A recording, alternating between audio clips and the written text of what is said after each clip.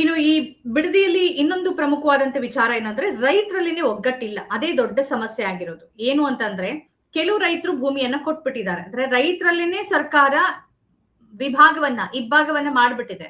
ರಾಜ್ಯ ರೈತ ಸಂಘ ಹೇಳಿದ್ದೇನು, ನೀವು ರಾಜಕೀಯ ಪಕ್ಷಗಳ ಜೊತೆಗೆ ಹೋಗ್ಬೇಡಿ, ನಿಮ್ಗೇನಾದ್ರೂ ಸಮಸ್ಯೆ ಆಯ್ತು ಅಂದ್ರೆ ನಾವು ಬಂದು ನಿಂತ್ಕೊಳ್ತೀವಿ ಅಂತ. ಆದ್ರೆ ಆ ಒಗ್ಗಟ್ಟು ಮೂಡಿಸೋದೇ ಬಿಡದಿಯಲ್ಲಿ ಸ್ವಲ್ಪ ಸಮಸ್ಯೆ ಆಗಿದೆ.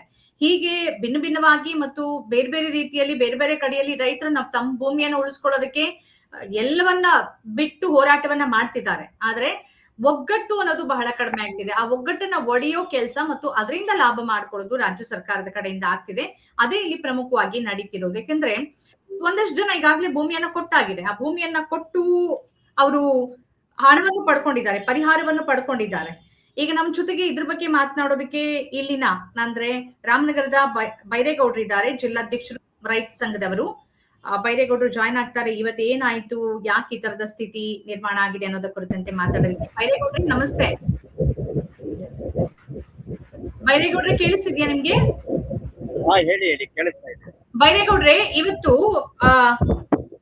ನೀವು ಗಮನಿಸಿರ್ತೀರಿ ಅಲ್ಲಿನ ಜಿಬಿಎ ಅಧಿಕಾರಿಗಳಿಗೆ ಪೊರ್ಕೇಲ್ ಹೊಡೆದಿದ್ದಾರೆ ಮತ್ತು ಮಂಡಲಹಳ್ಳಿಯಲ್ಲಿ ಹಾಗೆ ಕಲ್ಲು ಹೊಡೆದವರನ್ನ ಕಳಿಸಿದ್ದಾರೆ. ಪೊಲೀಸ್ ಹೇಳ್ತಾ ಇದ್ದಾರೆ ಸರ್ಕಾರದ ಕೆಲಸ ಪಡಿಸಬಾರ್ದು ಅಂತ.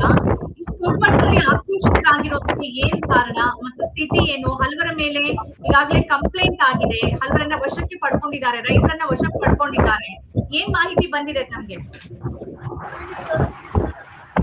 ನೋಡಿ, ಇವತ್ತು ಮಂಡಲಹಳ್ಳಿಯಲ್ಲಿ ಆಗಿರ್ತಕ್ಕಂತ ಘಟನೆ ಏನಿದೆ, ರೈತರ ಮೇಲೆ ಮಾಡಿರ್ತ ದರ್ಪಣೆ ಸರಿ. ಅಲ್ಲಿ ನಮ್ ರೈತರು ಶಾಂತಿಯುತವಾಗಿ ಒಂದು ಪ್ರತಿಭಟಿಸ್ತಾ ಇದ್ರು. ಕಾರಣ ಇವರು ಅನೇಕ ಬಾರಿ ಹೇಳ್ತಾ ಇದ್ದೀವಿ, ರೈತರು ಕನ್ಸಂಟ್ ತಗೊಳ್ಳೋದು ಹೊರತು ರೈತರ ಭೂಮಿ ಮೇಲೆ ನೀವು ಪ್ರವೇಶ ಮಾಡಬೇಡಿ ಅಂತ ನಾವು ಅನೇಕ ಬಾರಿ ಅಧಿಕಾರಿ ವೃಂದದವರಿಗೆ ತಿಳಿಸಿದ್ದು. ಅದರ ಹೊರತಾಗಿಯೂ ಕೂಡ ಇವತ್ತು ಏನ್ ಅಧಿಕಾರಿಗಳು ಅಲ್ಲಿಗೆ ಭೇಟಿ ನೀಡಿದ್ರು, ಇದನ್ನ ಪ್ರತಿರೋಧಿಸಕ್ಕೆ, ಇದನ್ನ ವಿರೋಧ ಮಾಡಕ್ಕೆ ರೈತರು ಗ್ಯಾದರ್ ಆಗಿದ್ರು. ಇಂತಹ ಸಂದರ್ಭದಲ್ಲಿ ಅಧಿಕಾರಿಗಳು ಅದನ್ನ ಮೀರಿ ಒಂದು ಗುಂಪು ನಮ್ಮ ರೈತ ಮುಖಂಡರ ಜೊತೆ ಮಾತಾಡ್ತಾ ಇದ್ರು, ಮತ್ತೊಂದು ಗುಂಪು ಹೋಗಿ ಜಮೀನಿನ ಮೇಲೆ ಸರ್ವೆ ಮಾಡಕ್ಕೆ ಅತಿಕ್ರಮ ಮಾಡ್ತಾ ಇತ್ತು. ಅಂತ ಸಂದರ್ಭದಲ್ಲಿ ರೈತ ಮಹಿಳೆಯರು ಅವ್ರನ್ನ ಪ್ರತಿಭಟಿಸಿದ್ದಾರೆ. ಪ್ರತಿಭಟಿಸಿದಾಗ ಏನು ರೈತರು ಮತ್ತೆ ಅಧಿಕಾರಿಗಳ ನಡುವೆ ಗೊಂದಲ ಆಗಿದೆ ಮತ್ತು ಬೇರೆ ರೈತರುಗಳನ್ನು ಕೂಡ ಅಲ್ಲಿ ಕರ್ಕೊಂಡು ಬಂದು ಗೊಂದಲ ಮಾಡಿದ್ದಾರೆ. ಇದು ದುರದೃಷ್ಟಕರದ ಸಂಗತಿ. ಯಾವುದೇ ಅಧಿಕಾರಿಯ ಮೇಲೆ ನಮ್ಮ ರೈತರು ಹಲ್ಲೆ ಮಾಡಿರೋದಿಲ್ಲ. ಸಾಂಕೇತಿಕವಾಗಿ ಏನು ಅವರು ಪ್ರತಿಭಟಿಸ್ತಾ ಇದ್ರು, ಅವ್ರ ಮೇಲೆ ಇಂತಹ ದೂರುಗಳು, ಇಂತಹ ವಿಚಾರಗಳು ಮಾಡಿರ್ತಕ್ಕಂಥದ್ದು ದುರದೃಷ್ಟಕರ. ಅಲ್ಲ, ಈಗ ನಾವು ದೃಶ್ಯಗಳಲ್ಲಿ ನೋಡ್ತಾ ಇದೀವಿ, ಅಲ್ಲಿ ಮಹಿಳೆಯರು ಪೊರ್ಕೆ ತಗೊಂಡು ಅಧಿಕಾರಿಗಳಿಗೆ ಹೊಡಿತಾ ಇದ್ದಾರೆ. ಆ ದೃಶ್ಯ ನಮ್ಗೆ ಸಿಕ್ಕಿದೆ, ಸರಿಯಾಗಿದೆ. ಬೈರೇಗೌಡ್ರೆ, ಎಷ್ಟ್ ಜನ ಅರೆಸ್ಟ್ ಆಗಿದೆ? ಈಗ ಸರ್ಕಾರಿ ಕೆಲ್ಸಕ್ಕೆ ಅಡ್ಡಿ ಅಂತ ಖಂಡಿತ ಅವ್ರ ಮೇಲೆ ದೂರು ದಾಖಲಾಗಿರತ್ತೆ, ಅವ್ರನ್ನ ಅರೆಸ್ಟ್ ಮಾಡ್ತಾರೆ. ಹೇಗ್ ಪರಿಸ್ಥಿತಿ? ಎಲ್ಲ ಜೈಲಿಗೆ ಹೋಗಿ ಕೂತ್ಕೊಂಡ್ರೆ? ನೋಡಿ, ಅದು ನಮ್ಮ ಪ್ರತಿಭಟನೆಯ ಒಂದು ಸಂಕೇತ ಅಷ್ಟೇ. ಪರಕೆ ಇಟ್ಕೊಳ್ಳೋದು, ಬಾರ್ಗೋಲು ತಗೊಳ್ತಕ್ಕಂಥದ್ದು, ಇವೆಲ್ಲ ನಮ್ಮ ಪ್ರತಿಭಟನೆಯ ಒಂದು ಇಂಡಿಕೇಶನ್. ಆ ಮಾತ್ರಕ್ಕೆ ನಮ್ ರೈತರು ಯಾರು ಕೂಡ ಅಧಿಕಾರಿ ಮೇಲೆ ಹಲ್ಲೆ ಮಾಡಲು ಮಾಡಿಲ್ಲ. ಅದನ್ನ ತೋರಿಸಿ ಅವರು ಪ್ರತಿಭಟಿಸಿದಾರೆ ಅಷ್ಟೇ. ಹಾಗಾಗಿ ಹೊಡೆದಿರೋ ದಾಖಲಾಗಿದೆ ಬೈರೇಗೌಡ್ರೆ. ಒಬ್ಬ ಮಹಿಳೆ ಅಧಿಕಾರಿಯ ಮೇಲೆ ಪೊರ್ಕೆ ತಗೊಂಡು ಹೊಡೆಯೋದು ದೃಶ್ಯಗಳಲ್ಲಿ ದಾಖಲಾಗಿದೆ. ಅದು ಅವ್ರ ಆಕ್ರೋಶದ ಭಾಗ ಆಗಿರ್ಬೋದು. ಸರಿನಾ ತಪ್ಪ ನಾನು ಚರ್ಚೆ ಮಾಡಕ್ ಹೋಗೋದಿಲ್ಲ. ಆದ್ರೆ ಸರ್ಕಾರದ ಕೆಲಸಕ್ಕೆ ಅಡ್ಡಿಪಡಿಸೋದು ಅನ್ನೋದು ಬರುತ್ತೆ. ಯಾಕೆಂದ್ರೆ ಅವರು ಸರ್ಕಾರದ ಕೆಲಸದ ನಿಮಿತ್ತಾನೆ ಅಲ್ಲಿ ಅವಿದ್ಯಾವಂತರು ಇರ್ತಾರೆ.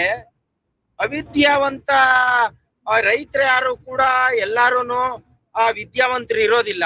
ಅಂತ ಸಂದರ್ಭದಲ್ಲಿ ಅವ್ರಿಗೆ ತಿಳಿಸಿ ಹೇಳ್ಬೇಕಾದಂಥದ್ದು ಅಧಿಕಾರಿಗಳ ಕರ್ತವ್ಯ ಆಗಿರ್ತದೆ.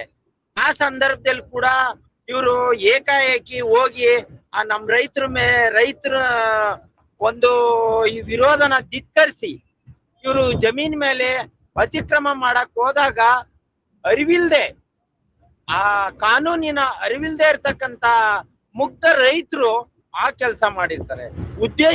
ಉದ್ದೇಶ ಪೂರ್ವಕವಾಗಿ ಯಾವುದೇ ರೈತರು ರೈತರ ಮೇಲೆ ಹಲ್ಲೆ ಮಾಡಿರೋದಿಲ್ಲ.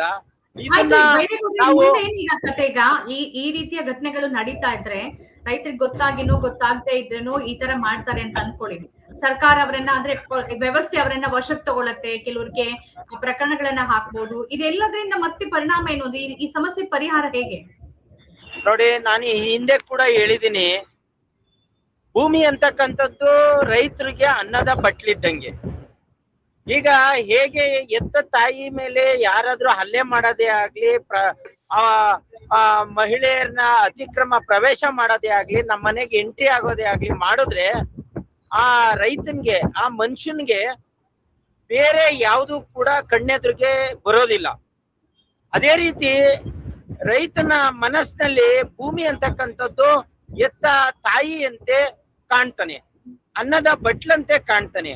ಆ ಬಟ್ಲನ್ನ ಕಿತ್ಕೊಳಕ್ ಹೋದಾಗ ಸಹಜವಾಗಿ ಅವನು ಈ ರೀತಿಯ ಪ್ರತಿರೋಧಗಳನ್ನ ಒಡ್ತಾನೆ. ಅದಕ್ಕೆ ಸರ್ಕಾರದ ವತಿಯಿಂದ ಮುನ್ಸೂಚನಾ ಕ್ರಮಗಳನ್ನ ಕೈಗೊಳ್ಬೇಕು. ಇದರ ಅರಿವು ಸರ್ಕಾರಕ್ಕೆ ಇರಬೇಕು ಅಂತಕ್ಕಂಥದ್ದು ನನ್ನ ಅಭಿಪ್ರಾಯ. ಓಕೆ, ಬೈರೇಗೌಡ್ರೆ ಧನ್ಯವಾದ ತಮ್ಮ ಅಭಿಪ್ರಾಯವನ್ನ ನಮ್ಮ ಜೊತೆಗೆ ಇಷ್ಟೊತ್ತು ಹಂಚ್ಕೊಂಡಿದ್ದಕ್ಕೆ.